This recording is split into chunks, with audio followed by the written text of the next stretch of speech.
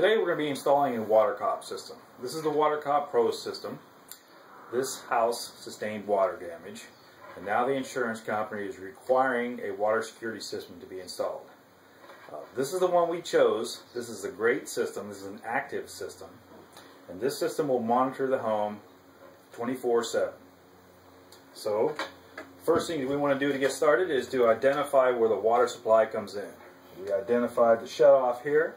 We want to install our system in this area downstream of the valve. We check, make sure there's no fire systems, so we're all good to go. So we're going to get this installed. Well, we went ahead, had our valve installed by our plumber.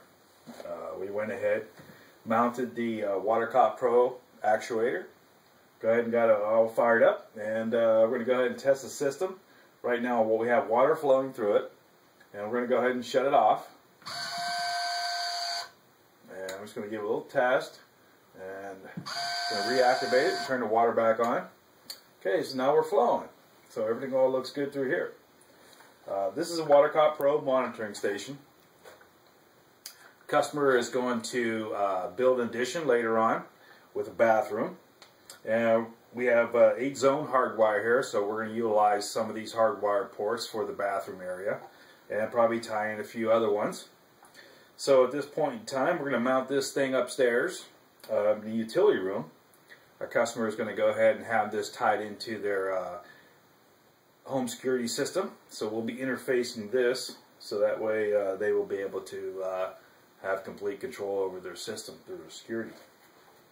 So this is definitely a nice benefit. Both of these systems here have sensor ID, and what we do is we go ahead and take one of these sensors and we tag this sensor to a particular location, and this particular sensor is dedicated for the hot water tank.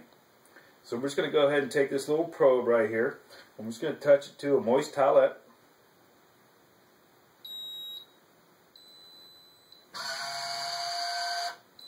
The moist towelette went ahead and activated our system. So now the water is off. We have an audible tone. It's going to let you know the water is shut off. And when this is interfaced, it's going to go ahead and send a signal to the security company, and they're going to pick that up and let you know that the WaterCop system has been shut off. So there's no need to rush home, get home, take care of that flood, because it's already been handled. So we'll go ahead and reactivate the system, turn the water back on. And we have some outbuildings here on the property that the owner would like to protect. So we're going to go ahead and place a sensor about 170 feet away is the outbuilding down there. And that supplies the pump house. So we're going to go ahead and set this up down there. We've got about a 200-foot range on this sensor, so it should be able to send the signal back up here. If we have any type of issue, we have a signal repeater. And it's going to just bounce the signal back all the way back up here to the actuator here, and this will pick it up. So we always have the option of just bouncing signals up.